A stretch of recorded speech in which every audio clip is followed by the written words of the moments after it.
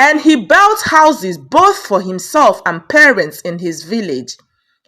The people were astounded by how rich he had become in such a short time, and so gossip started circulating about him being a ritualist. The villagers avoided him whenever he was around on the basis that he was a ritualist.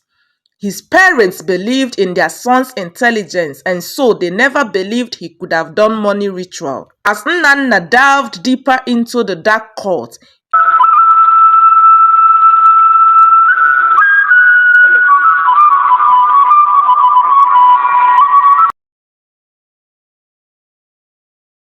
once upon a time there lived a young man named Nnanna.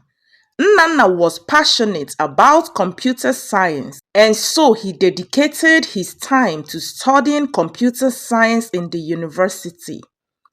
While in school, he spent countless hours coding, debugging, and exploring the depths of algorithms. After years of hard work, he finally graduated with top honors. His heart was filled with excitement as he went home to share and celebrate his victory with his parents, who were both high school teachers. Nnanna's parents were so proud of the milestone he had been able to attain as they prayed for a greater heights of success ahead. After his service year, Nnanna went into the job market, ready to apply his knowledge and skills. However, he soon realized that finding a job in his field was not as easy as he had anticipated. Despite his qualifications, as most companies were either looking for candidates with years of experience or specific certifications that he lacked. One day, while he was coming back from job hunting, he met an old friend of his whose name was Tochi. Tochi had ventured into real estate. Nnanna was happy to have met his longtime friend, and while they were catching up on old times, Tochi shared his passion for entrepreneurship and the challenges and rewards of running his own company. Nnanna was fascinated by Tochi's zeal and the opportunity to delve into a new industry, and so expressed interest in learning about real estate. Tochi, who knew how intelligent Nnanna was, offered him a chance to join his company and contribute his expertise in technology to streamline operations and enhance efficiency. Nnanna was excited by the prospect of applying his skills in a new market, and so he accepted Tochi's offer and moved into the world of real estate. Time passed and he gained ground in the real estate business. Working in his friend's company, many sales were made to his name, and after a few years, he decided to set up his own company. Having thought that, he left Tochi's company and started his. Despite his initial excitement and dedication, Nnanna soon began to realize that things were not going as smoothly for him in the business as they were while he was with his friend Tochi. He found himself struggling to find his place and make a meaningful impact. He encountered resistance from some prospective clients who were hesitant to do business with his company, and his attempt to implement new systems and processes met with mixed results. Feeling increasingly frustrated and disillusioned, Nnanna began to question whether he had made the right decision joining the business. As Nnanna struggled with challenges in his own business, he couldn't help but notice the contrasting success of his friends in their respective companies. Tochi's company continued to thrive, expanding its reach and diversifying its product offering.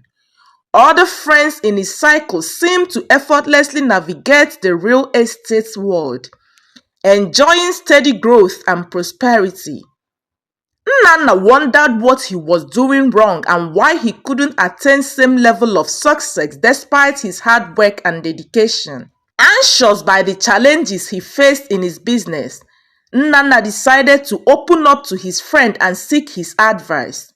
He visited his friend Tochi, and while they were talking, he mustered the courage to share his struggles and express his genuine curiosity about how he managed to prosper while he seemed not to be prospering.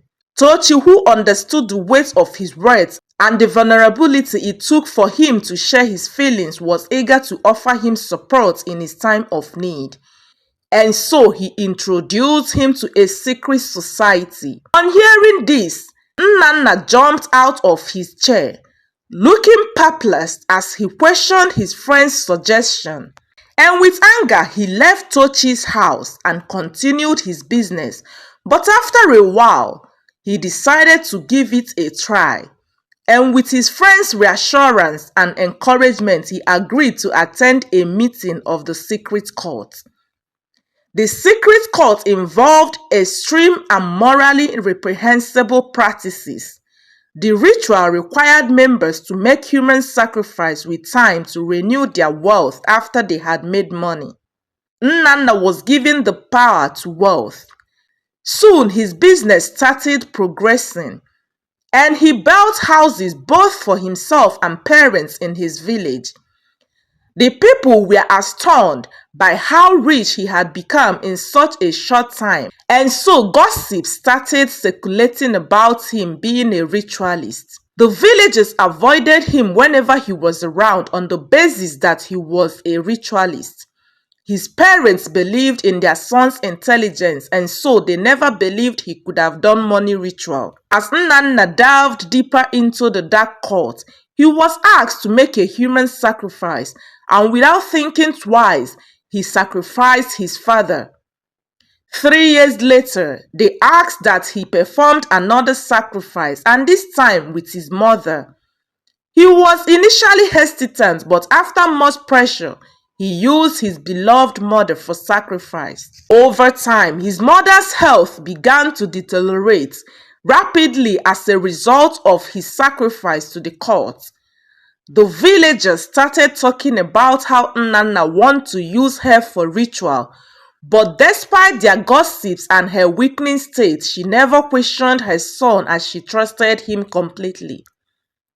One fateful night, she succumbed to the toll of the sacrifice.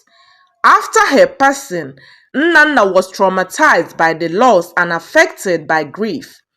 However, his sorrow was compounded when the members of the secret cult he had run into in his time of need instructed him not to bury his mother's body. Nnanna, afraid and disturbed by the frightening request, fought with the moral implications of their demand. He couldn't fathom the reasoning behind such unearthly directive and questioned the true intentions of the cult. Confused and distressed, he ultimately refused to comply with the cult's instructions. Instead, he chose to honor his mother's memory and lay her to rest with dignity and respect, to atone for his sin. When the members of the cult saw he was bent on burying his mother, they gave him another option, which was to stay married to his mother's spirit and never in his life be married to any woman. Nnanna took the second option, and so he laid his mother to rest, giving her a befitting burial with a heavy heart filled with regrets. 2 weeks after his mother's burial, he was made to marry her spirit in their cult, after which he continued to live his life and never had anything to do with a woman.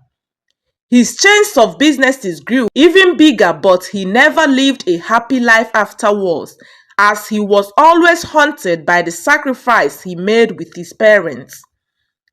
As the years continued its relentless march forward, the guilt of his mother's demise haunted him.